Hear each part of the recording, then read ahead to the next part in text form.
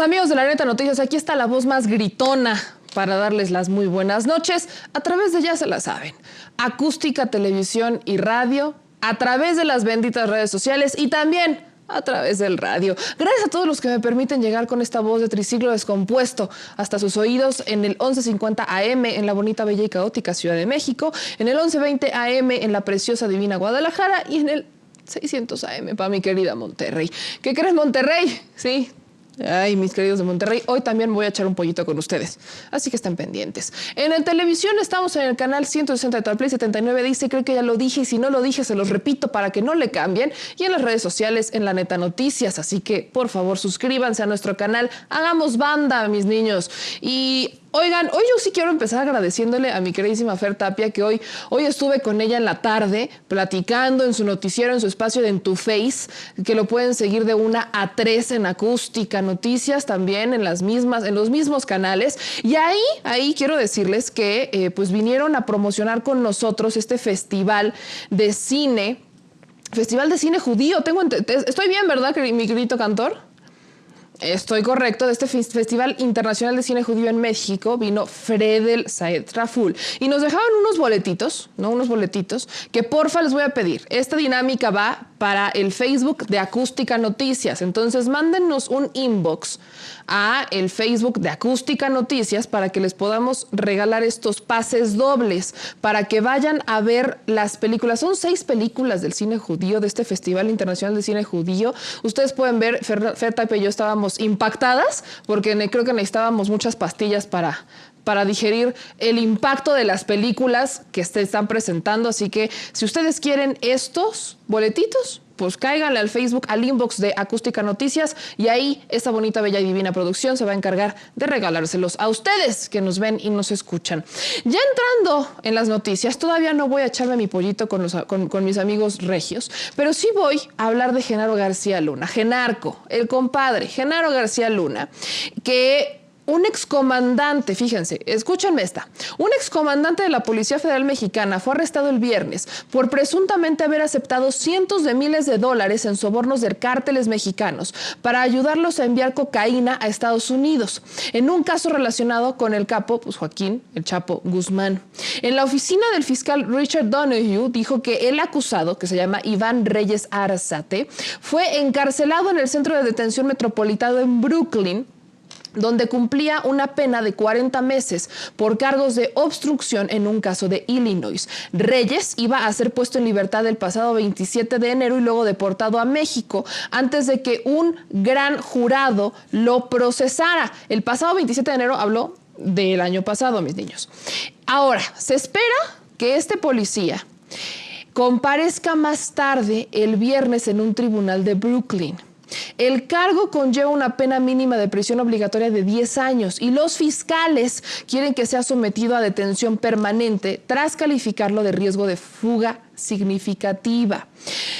Aquí, amigos, hay que entender el contexto del que estamos hablando. Hablamos de un Chapo Guzmán que está cumpliendo una cadena perpetua sin libertad condicional tras ser condenado el año pasado. Tenemos a un Genaro García Luna que por ese juicio empezó con esta investigación la Fiscalía de Estados Unidos para llevar también a un Genaro García Luna que se declara inocente de aceptar millones de dólares en sobornos para permitir que el cártel de Sinaloa del Chapo operara impunemente. Y luego tenemos la publicación del libro de Anabel Hernández, El Traidor, en donde hablan con el abogado El Vicentillo de los Zambada. Aquí hablamos de la suposición, o más bien de la historia, en donde nos ponen a un Chapo Guzmán no como el gran jefe de jefes, no como el gran capo, sino como el que estuviera abajo del Mayo.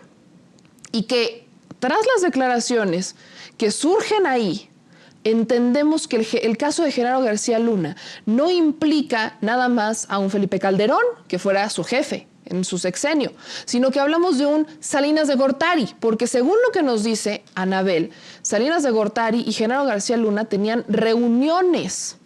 Entonces, amigos, yo se las pongo así, suavecita, suavecita, ligerita, ligerita.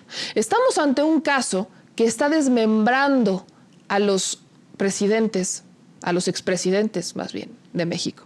Estamos ante un caso que nos lleva a abrir los ojos. Estamos ante un caso en donde se están saliendo toda esta evidencia, en donde vemos a las autoridades mexicanas, a las impolutas autoridades mexicanas, pues vemos sus mentiras. Vemos cómo se caen a pedazos todas estas teorías que nos decían, toda esta legitimidad que nos daban. Y hoy, ojo con esto, hoy también recordamos cómo es que hace 14 años se hizo un telemontaje. No vemos a un Loret de Mola hablando al respecto, pero sí vemos a a medios de comunicación señalando a ese mismo Loret de Mola que habla de libertad de expresión y todo eso, siendo el ojo al que no le creen. Hace 14 años fue la detención de Israel Vallarta en un telemontaje de Televisa con Carlos Loret de Mola. Y hoy fue una audiencia, una en donde, ¿se acordarán que teníamos aquí a fin de año a Guadalupe Vallarta, hermana de Israel, que nos decía que creían en el buen juicio de las autoridades y que creían que se podía aplicar el mismo criterio que aplicaron con Florence Cassés con Israel Vallarta para dejarlo en libertad? Pero acá quiero ponérselas todavía más sencillita y carismática. Más todavía. Son estos medios de comunicación que en conjunto con las autoridades mexicanas se la vivían mintiéndonos. Son estos grupos de poder que utilizaron a los medios de comunicación, que pagaron a los medios de comunicación para decir mentiras. Y son estos mismos medios de comunicación los que todavía aceptan líneas. Son todavía estos medios de comunicación los que rechazan la libertad de expresión y que cuando son juzgados por el público, por la audiencia, creen que están siendo objeto de un complot, creen que están siendo objeto de alguna clase de venganza, cuando en realidad podríamos llamarle hasta revancha. La revancha, pero no de los gobiernos nuevos, sino la revancha del pueblo. Un pueblo que está cansado y un pueblo que ve todo el cochinero que sale. Y que qué bueno, ¿saben qué? Les voy a decir una cosa. Por una parte, qué bueno que el caso de Genaro García Luna se llevó en Estados Unidos, pero eso también nos está dando otro foco de alerta. Y es que nuestras autoridades, las autoridades mexicanas, son incapaces de juzgar a sus propios delincuentes. Eso sí es nota. Y eso sí es un reclamo a las autoridades que constantemente nos demuestran lo incompetentes que son. Regresamos.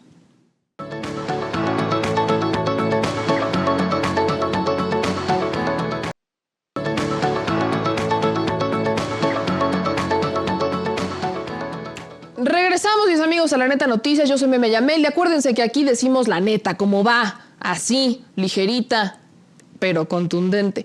Y otro de los temas que está causando controversia es el actuar de la Guardia Nacional. Desde ayer estamos comentando la situación de cómo es que la Guardia Nacional ha estado respondiendo a esta nueva caravana migrante. Se vuelve a rumorar que hay un líder que está financiando a estos migrantes para que dejen sus lugares de origen y vayan hacia Estados Unidos. Yo me voy a aventar el tiro. Yo incluso el año pasado, con la primera caravana migrante, si usted me permite, yo les decía que pues había videos en donde se probaba que le estaban pagando, donde había pruebas de que incluso había un Soros, ustedes ubicarán a quién es George Soros, que estaba involucrado en esta dinámica de lanzar el billetote, amigos, lanzar el billetote. Y lamentablemente, mis amigos, pues también vale la pena recordarles que las autoridades mexicanas están respondiendo, ¿no? Eso es lo que nos dice el gobierno de Andrés Manuel López Obrador, que están respondiendo a esta caravana migrante y que responden porque vienen violentos y porque no se quieren registrar. Yo les voy a poner los primeros puntos. El tema migrante, yo sé que todos ustedes van a empezar a entrar en controversia porque si algo nos ha quedado claro es el derecho a la migración. Pero creo que todos los derechos conllevan una responsabilidad y todas las libertades la conllevan. Y esto es hacerlo de forma mínima, ordenada. Si vas a llegar a un país y te están pidiendo que te registres, ¿cuál es el problema para no registrarse? que no queden rastros de que pasaron. Yo entiendo que están huyendo de una situación complicada en sus países de origen, pero el registro aquí en México es para tener un control de las personas que están. Con Fer Tapia incluso hablábamos con un periodista de Animal Político que nos mencionaba, miren acá, estábamos con Alberto Padrilla, y Alberto Padrilla nos decía que Pradilla, ya ando yo con el lengua se me traba. Gracias, mi grillito cantor. Nos estaba diciendo Alberto, que es de Animal Político, que no hubo una agresión por parte de los migrantes, que lo que sí existió fue una represión por parte de la Guardia Nacional, que la Guardia Nacional lanzó gas pimienta, lanzó lacrimógeno, que hicieron un control para deshacer a la caravana migrante y que les estaban diciendo que para ingresarlos tenían que encarcelar prácticamente y que tenían que registrarlos. Ante esta situación, pues los migrantes se dan cuenta que no van a poder pasar y es cuando se ven todas estas escenas dramáticas, los llantos desesperados, los gritos por parte de mujeres, niños, que se están dando cuenta que no podían pasar a México. Pero aquí hay que entender una cosa. México también tiene que cuidar sus intereses. Yo sé, insisto, me voy a aventar este tiro, pero México también tiene que cuidar sus intereses. Y si algo a nosotros nos ha quedado claro es que los mexicanos hemos sido olvidados durante mucho tiempo. Y primero los mexicanos. Ahora, Andrés Manuel nos está haciendo la vista gorda. El presidente ha ofrecido más de 4,000 empleos a estos migrantes que están llegando. Me topé en Palacio Nacional con una historia de un migrante hondureño que le dieron su documento, le dieron este documento que le permite trabajar en México y está trabajando en México y agradecidísimo con el presidente, está con su familia, está con la gente. Pero hablo de un migrante hondureño que vino con la caravana migrante, con la primera. Le ofrecieron empleo, tiene empleo y vive en México porque estaba buscando mejores condiciones de vida. Estos migrantes, según lo que tengo entendido, van a Estados Unidos. Y si hay una regla que se puso a raíz de los chantajes de Donald Trump, nuestro presidente copetudo menos favorito del vecino país del norte, es que si México no tiene un mejor control de los migrantes, pues ya sabemos que nos va a empezar a aplicar aranceles. Y aquí es de los males el menor. Y aquí sí lo voy a decir, mis amigos, las autoridades tienen la obligación de actuar conforme a derecho. Las autoridades tienen la obligación de defender a los mexicanos, pero las autoridades también tienen la obligación de respetar los derechos humanos de cualquier migrante. Aquí, a mi parecer, lo que falta es comunicación, una comunicación que aparentemente no ha sido efectiva, comunicación en donde se les explican a los migrantes qué es lo que está ocurriendo, cuál es el proceso a seguir, cuáles son los requisitos. Eso es lo que a mi parecer hace muchísima falta. Decirle a los migrantes cómo, cuándo, dónde y por qué están ocurriendo las cosas. Ojo acá, la desinformación, la viralización de los videos no generan una nota completa. Hay que conocer los dos lados de la moneda. Por eso les menciono lo que nos dijo Alberto Pradilla en la tarde con mi queridísima Fer Tapia en Tu Face, en donde nos recalcó que no hubo una agresión, que los miembros de la Guardia Nacional no respondieron ante ningún ataque, sino que actuaron y las imágenes son dramáticas. Es una responsabilidad que tendrá que asumir el gobierno de Andrés Manuel López Obrador, pero también es una responsabilidad, mis amigos, para los gobiernos de los países de donde están saliendo estos migrantes. ¿Qué están haciendo ellos para mejorar las condiciones de vida de sus ciudadanos? ¿Qué están haciendo ellos? ¿Por qué quieren que Andrés Manuel López Obrador resuelva el mundo? O sea, yo sé que tiene mucha energía y que nuestro cabecita de algodón tiene energía más que yo y que muchos de los jóvenes que estamos aquí, pero no es para resolver los problemas del mundo. Él puso una solución sobre la mesa y la solución es, ¿les vamos a dar chamba? Claro que sí, acá los vamos a tener, pero no es para que se vayan a Estados Unidos, porque en Estados Unidos no los van a recibir. Y si Estados Unidos los ve en la puerta de enfrente, se va a echar en contra de México. Y ojo, está en tiempo electoral. Son situaciones que no están contemplando. ¿Qué es lo que pide, por ejemplo, la CNDH, que también ayer se fueron encima de Rosario Piedra, por decir que ella en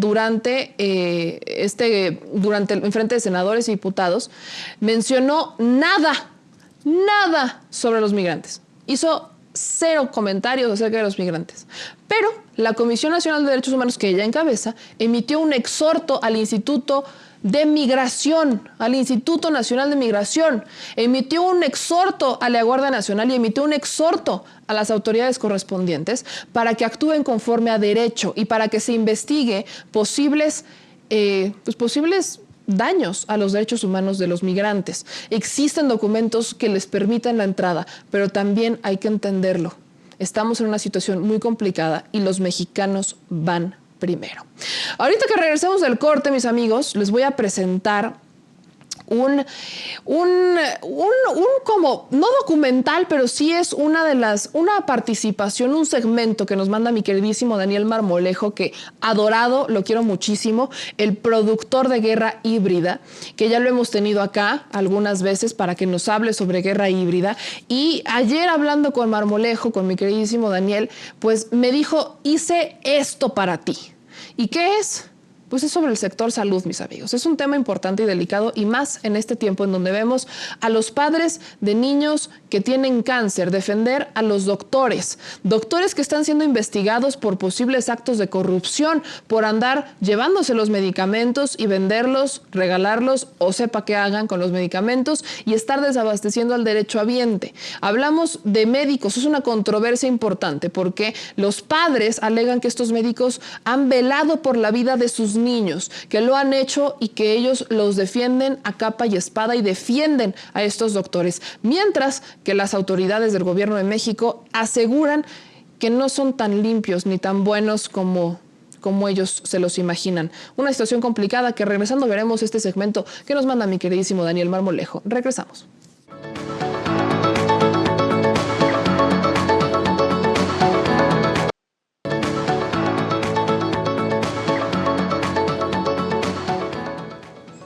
Ya regresamos, y como les dije antes de irnos a este breve corte, tenemos una aportación que considero muy valiosa de mi queridísimo amigo Daniel Marmolejo, el productor y director de Guerra Híbrida, de este documental que ha estado muy vigente en redes sociales, en YouTube, y que por supuesto ha dado mucho de qué hablar, y más con lo que ha ocurrido de Irán, Estados Unidos, la libertad de expresión aquí en México con algunos periodistas y con muchas otras cosas que están ocurriendo en el mundo. Pero esta vez, Daniel Marmolejo nos habla del sector salud, uno de los sectores que ha sido más perjudicado por los gobiernos. ¿Cuántas veces no hemos visto o no conocemos las historias de los laboratorios, farmacéuticas y distribuidoras que se beneficiaban a costa del derechohabiente, a costa del mexicano, a costa del que necesita la medicina?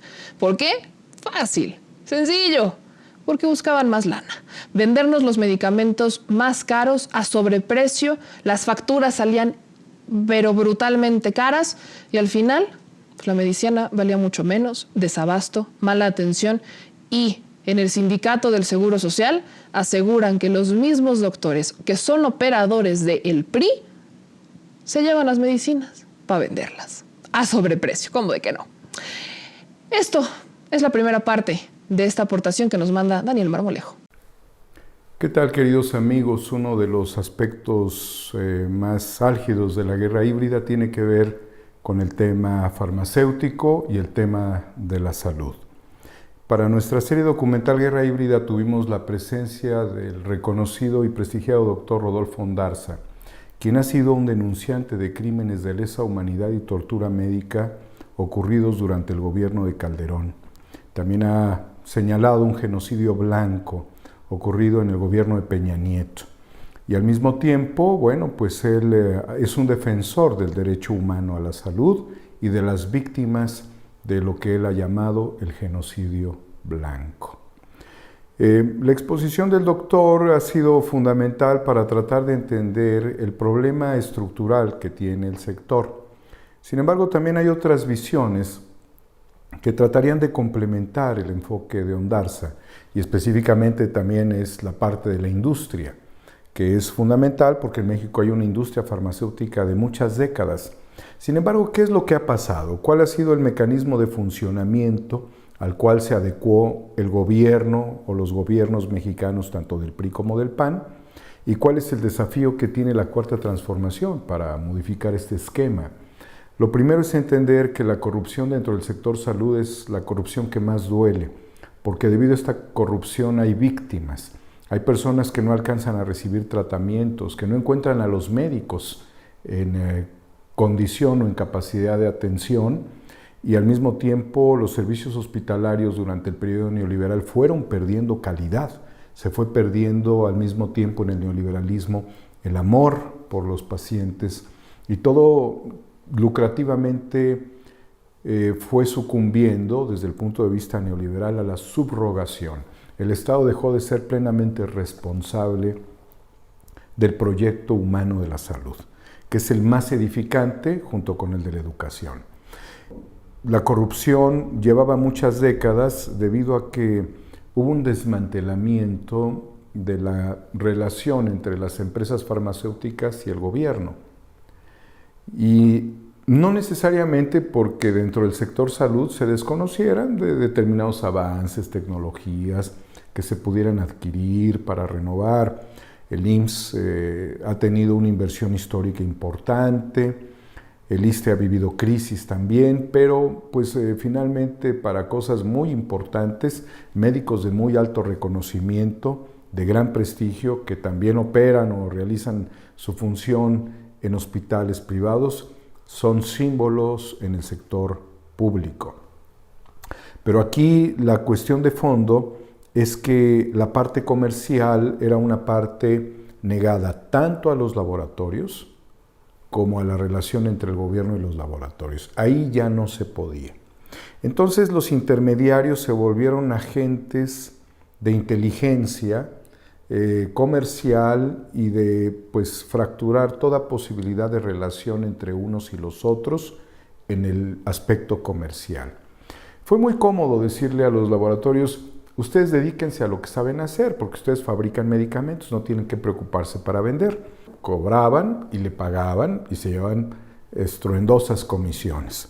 Todo esto derivó en un fenómeno de corrupción creciente, al grado de que nos hemos percatado ya que medicamentos que no debiéramos utilizar los mexicanos, porque forman parte de otras épocas, de otras décadas incluso, se seguían vendiendo. A ese nivel de corrupción hemos llegado. Hay una resistencia todavía de muchos pacientes respecto a la credibilidad en la sustitución de un modelo, como que es un temor de mejor quedémonos así a pensar en algo diferente, porque eso diferente ya pondría en riesgo mi vida. Sin embargo, la Organización Panamericana de la Salud ha respaldado el proyecto de Andrés Manuel López Obrador de la salud universal. Esto significa que los ciudadanos no tienen que pasar por un examen o por un estudio socioeconómico para saber si pueden o no pagar cierto tipo de atención de alta especialidad, de alto nivel. En este caso, cualquier mexicano puede acceder a todos los niveles de salud para encontrar lo ideal, que sería su recuperación, o el mantenerse en un estado, en una condición, si no primordial, cuando menos no de desatención, y lograr pues cierto bienestar, a pesar de algunas enfermedades que son crónicas, degenerativas. Caso concreto en México de la diabetes, por ejemplo. Ahí está, mis amigos. El lunes esperen esta segunda parte. Vamos a estar teniendo ese tipo de participaciones y colaboraciones de mi queridísimo Daniel Marmolejo, que le agradezco que se sume a este tren. Y les voy a dar otro adelanto.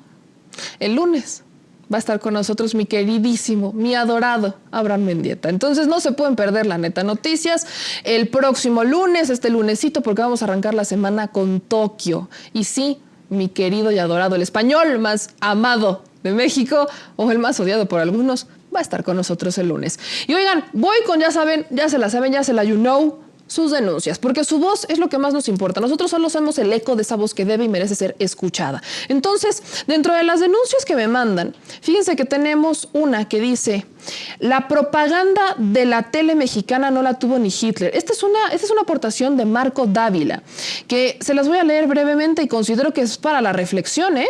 Dice: manteniendo millones de mentes ocupadas, pegadas a la bendita televisión por más de 50 años, fue así como millones de mexicanos terminaron amando a su enemigo común y odiándose a sí mismos. Con el puro poder de la propaganda televisiva se tenía una enorme influencia en la vida diaria de los mexicanos, en su forma de hablar, en su forma de actuar, en su forma de vestir. En otras palabras, se manipulaba a conveniencia a una gran parte de la población. Los números oficiales hablan de más del 80% de alcance televisivo. La televisión mexicana Se empeñó por más de 5 décadas en transformar la esperanza de los mexicanos en un conformismo colectivo y en enajenación. Se dedicó a tergiversarlo todo, a intentar convertirnos en una nación sin identidad que a muchas veces se odia a sí misma y se avergüenza de sus orígenes, muchas veces expresando más admiración por lo extranjero, principalmente lo blanco, a tratar de convenir a toda una población en una población sumisa y conformista, en gente que no cuestiona, que no analiza, que no opina más que para humillarse o menospreciarse a sí misma o avergonzarse de su propia raza. La televisión también tenía influencia en la vida política de México y claro, se dedicaban, como aún lo siguen haciendo, a golpear todo lo que oliese a progresismo y al mismo tiempo defendían, como aún lo siguen haciendo, al conservadurismo reaccionario. Tenían todo el camino libre para perjudicar a cualquier candidato de izquierda. Tenían todo para defenestar a cualquier líder político que no fuese acuerdo a su forma conservadora de pensar. La caja de mentiras era muy buena para ayudar a esconder las malas mañas de los políticos más corruptos de México. Si no fuera por el auge de las redes sociales, que han venido cambiando todo, los medios tradicionales aún controlarían con mucha facilidad la forma de pensar de millones de mexicanos. Si hiciéramos cuentas de todo el daño que la televisión le hizo a la patria mexicana, no habría castigo ni cantidad monetaria suficiente para reparar ese daño. La televisión fue un gran dictador. Su poder fue propaganda, no tuvo límites, nunca tuvo competencia alguna, siempre salió con la suya y actuó como si poseyese una verdad absoluta. Esa dictadura fue implacable y tuvo más duración que ni la dictadura de Porfirio Díaz. Ni Adolfo Hitler tuvo el poder de manipulación como sí lo tuvo Televisa por más de 50 años. ¿Qué columna, qué aportación nos manda Marco Dávila? Definitivamente una aportación importante. Y me voy a echar el tiro de aventarme otra denuncia, mis amigos, efectivamente. Tenemos acá una de Daniel Martínez, que nos dice: buenas tardes, recurro a usted pues desde el año pasado me traen a la vuelta y vuelta con la beca Benito Juárez para mi hijo de sexto de primaria. De la escuela me mandan al DIF municipal y de ahí me dicen que aún no tienen nada, que no han empezado a censar, que porque aún no tienen autorización, y es de Atlatahuacan, Morelos. De antemano nos agradece la atención. Otra que tenemos es, esta persona es de Mexicali y dice que nos va a mandar una propuesta para estar presentes en el Facebook de Andrés Manuel desde el día de ayer. Tenemos también esa.